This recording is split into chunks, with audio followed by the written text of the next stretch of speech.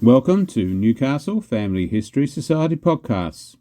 The Newcastle Family History Society, located on Awabakal land in Newcastle, New South Wales, Australia, provides support for those interested in family history. And welcome to this special two-part series, Second World War links between Newcastle and Portuguese Timor, a forgotten story, presented by historian Dr Jude Conway.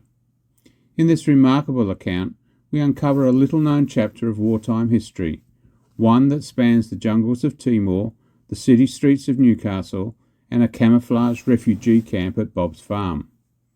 Through gripping detail and powerful personal stories, Dr Conway reveals how Australian commandos, Portuguese bureaucrats, soldiers and exiles, and Timorese villagers were drawn together in a complex web of resistance, survival and solidarity.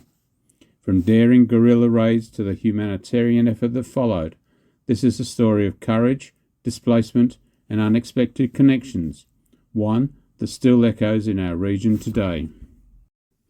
The tiny nation of Timor-Leste, lying in the Indonesian archipelago 1 hour's flight northwest of Darwin, holds a special spot in the heart of many Australians who watched their epic struggle for freedom from occupation by Indonesia and their vote for independence in a United Nations consultation in 1999. So it is a surprise to most people to learn that in World War II, when Timor-Leste was still a Portuguese colony, links were forged between Portuguese Timor and Newcastle in the Hunter Valley.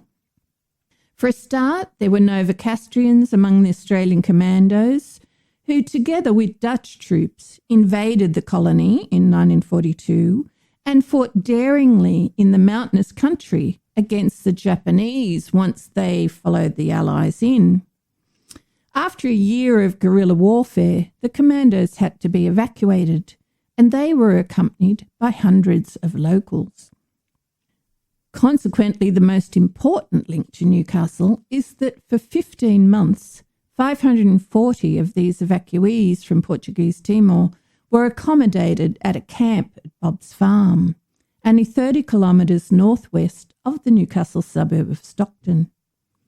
This camp was to play a role in international relations between Australia and Portugal, between the evacuees and Hunter region communities, and between Newcastle and Portuguese communists.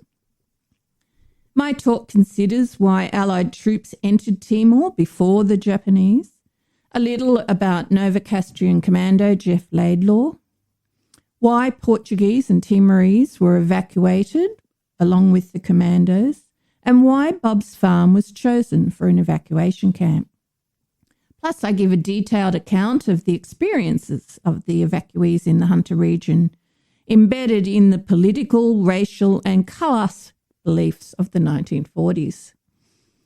I've made extensive use of the Port Stephens Family History Society publication Bob's Farm Cadre Camp, and also Forgotten Men, Timorese in Special Operations in World War II by Ernest Chamberlain. Also of particular use has been newspaper articles and histories of Australian commandos in Timor during the war. I must tell you, I have a personal interest in the topic. I became an activist for Timorese self-determination after the Dili massacre in November 1991. I was present at the 1999 vote for independence, and I lived in East Timor for 3 years running an NGO for women and more. But let's get on with the story. In 1941, Portuguese Timor had a population of about 460,000 Timorese, 2,000 Chinese, and 400 Portuguese, of whom 300 were administrators and soldiers, and 100 were deportados, who had been exiled to Timor by Antonio Salazar, the fascist dictator of Portugal, for anarchist and communist agitation, even throwing bombs. Although Portugal was ruled by a fascist and might have been expected to align with the Axis powers of Germany and Italy in the war, Portugal announced that the 550-year-old Anglo-Portuguese alliance remained intact. Britain did not ask for its assistance, and so Portugal adopted a stance of neutrality. Even before the Japanese entered the war, Australia and the Netherlands East Indies, which included West Timor, were concerned that Japan might take protective custody of the strategic oil-rich Portuguese colony on the eastern end of the island of Timor. Australia was especially nervous that Japan could use Timor as a base to invade Australia. When Japan bombed Pearl Harbor on December the 7th, 1941, and aligned with the Axis powers, it had no plans of alienating Portuguese neutrality. However, 2 days later, a proposal in the Australian War Cabinet was that the 22 Independent Company be sent to Timor. 22 was a commando company of specially selected rugged sportsman types who had been trained in guerrilla warfare. On 11th of December 1941, Britain's Secretary of State for Dominion Affairs secretly ordered Australia to stand by for joint action with Dutch forces to invade and take control of Portuguese Timor. The very next day, 1,400 Australian troops landed in Dutch West Timor. The Australian and Dutch commanders sailed on to Dili, the capital of Portuguese Timor, to tell the governor, Manuel de Carvalho, that as Japanese ships were in the vicinity, it was urgent that Allied troops land. After communicating with his bosses in Lisbon, the governor replied, "Unless Portuguese Timor is attacked, my forces must resist such a landing." Diplomatic courtesy was short-lived, and the Allied commanders said they were going to land their troops anyway, and that the Portuguese force was too small to stop them. So, in what one historian called Australia's blundering overreach, on 17th of December 1941, 155 Australian commandos and 260 Dutch troops, mainly Ambonese, landed unopposed on a beach just west of Dili, and by doing so brought the war to neutral Portuguese Timor. The 22 commandos divided into 3 platoons based outside of Dili to try and escape the malaria rife in the capital. B platoon was led by Captain Jeff Laidlaw. Laidlaw had been the head salesman for Ampol Petrol in Newcastle and lived in the suburb of Maryville. He had been a New South Wales junior swimming champion and surfing champion, and a country rugby league representative. His nickname, Bull, described his powerful build and demeanour. The Portuguese and Timorese were soon calling him Captain Carabao, meaning Captain Buffalo. Now, it was in Germany's interest that Portugal did not enter the war on the side of the Allies, but the Portuguese colony began to figure in Japanese strategy. So Hitler relented, and on 14th of February 1942, ordered his navy not to obstruct Japanese navy plans for as long as the Australians are sitting on Timor. So on the night of 19th of February, a Japanese task force landed in Dutch Timor, while a subsidiary force of 1,500 secured Dili and its airport. The Allied troops in the west of the island were defeated in 3 days. In East Timor, the Australian commandos relocated deeper into the mountainous territory and began to conduct guerrilla warfare against the Japanese troops, who were undefeated in the region at that time. The Australian commandos had become popular in East Timor because of their friendliness, sense of humour, payment for services, and bravery. In contrast, the Japanese began taking food without payment and abusing the Timorese women. Governor Carvalho had forbidden Portuguese officials from assisting the Allied forces, but many Portuguese did, as did many Timorese. They acted as interpreters, guides, intelligence and food gatherers. They provided Timorese ponies for transport and use of the administration's telephone system between districts, cared for the wounded, and hid the commandos from the Japanese. Jeff Laidlaw soon had Portuguese coming to fight with his platoon. These men were nicknamed the International Brigade and were mainly deportados. One, Arsenio Filippi, had initially just passed intelligence information to Laidlaw, but after his house was burnt down by the Japanese, with his Timorese wife inside, he joined the brigade. Another deportado, Alfredo dos Santos, suffered terrible leg wounds in combat against the Japanese. The commandos avoided pitched battles but were relentless in staging skirmishes and ambushes. B Platoon had observation posts overlooking Dili, so Laidlaw decided to stage a nighttime raid on the capital. They darkened their faces with charcoal and grease, and armed with Tommy guns, grenades and rifles, trekked along a dry riverbed, then a road, until they reached what they thought were Japanese barracks. After shooting up the place, they escaped without loss, claiming 20 to 30 Japanese casualties. They found out later that one of the huts they had shot up was the garrison's brothel. However, Laidlaw won a Distinguished Service Order for the attack. The Japanese began landing thousands more troops to deal with these uppity Australian commandos. Because of being colonised by Roman Catholic Portugal, East Timor had a strong Catholic presence, and the priests also helped the Australians.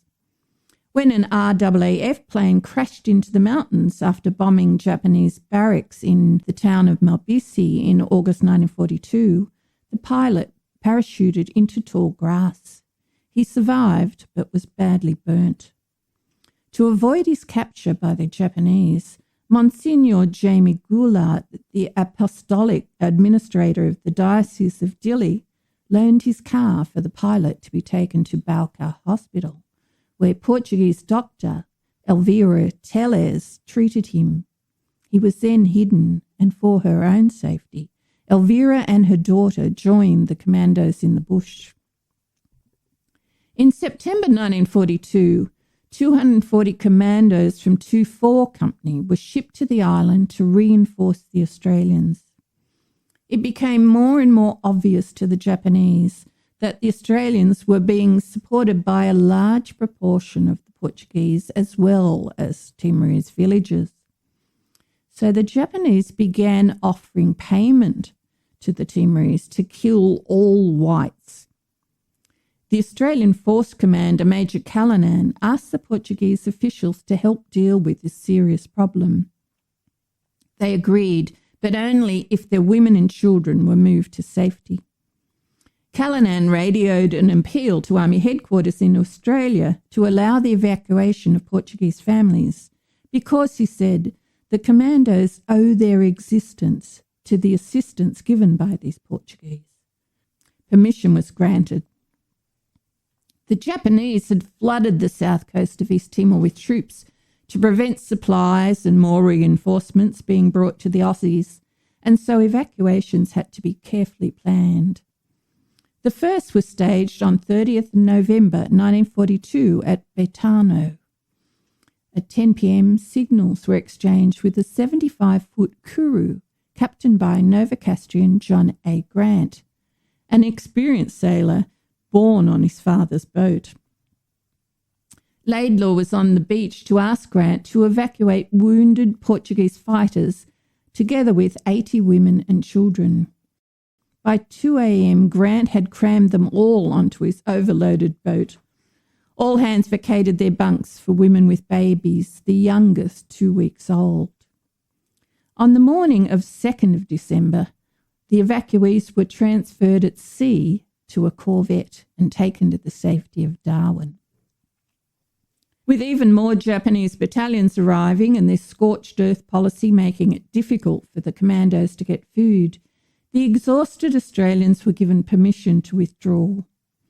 Monsignor Goulart, who had been thrashed by the Japanese for lending his car for the Australian pilot, was worried about the threat to kill all whites, as 2 priests had already been slaughtered. He tracked down Callanan's mountain hideout and requested evacuation for 11 Portuguese priests and 2 Dutch priests who had escaped from West Timor and 20 Italian and Filipino Canossian nuns. In December 1942, a Dutch destroyer began carrying out 3 evacuations from beaches on the south coast, virtually under the noses of the Japanese. After marching for days through mountainous territory to reach the rendezvous point, sick and wounded Dutch and Australian soldiers, deportados like the portly anarchist José Godinho, the priests and nuns, the oldest an 80-year-old, and extended families of Portuguese and of Timorese who had been recruited to report on Japanese movements, were all whisked away. Laidlaw and his platoon embarked on the destroyer's second trip. On the third visit, the destroyer found no troops on the beach, but evacuated 45 Portuguese and mixed-race Portuguese Timorese, known as mestizos. For another evacuation, on 9th of January 1943, there were too many locals wanting to flee with Australians, so Major Callanan, in the spirit of the White Australia policy, ordered that only 50 pure-blooded Portuguese could go. On the hour of midnight, HMAS Arunta snuck into the beach. Women and children were embarked first, followed by wounded deportados like Arsenio Filippi and the last of the soldiers. Only about 20 Portuguese could be fitted in. 2 Portuguese men left behind suicided on the beach rather than be captured by the Japanese. So what was the significance of the Australian commandos fighting in Portuguese Timor? Vitally important for propaganda purposes, they were the only Allied troops undefeated by the Japanese, who had by then overrun Southeast Asia. They had tied up Japanese troops for nearly a year, an entire Japanese division for 6 months, preventing them from being deployed elsewhere. How the Allied presence and the Japanese occupation affected the Timorese will be discussed in a following podcast. That brings us to the end of part 1 of Second World War links between Newcastle and Portuguese Timor, a forgotten story. But the story doesn't end there. In part 2, we'll explore what happened when over 500 evacuees, Portuguese bureaucrats and soldiers, priests and nuns, partisans, Timorese villagers and children arrived in the Hunter region and settled into a hastily prepared camp at Bob's farm. What followed was a fascinating clash of culture, class and politics in wartime Australia, and a glimpse into how compassion, suspicion and solidarity shaped their stay. Join us next week for part 2 as we pick up the story on Australian soil on Newcastle Family History Society podcast.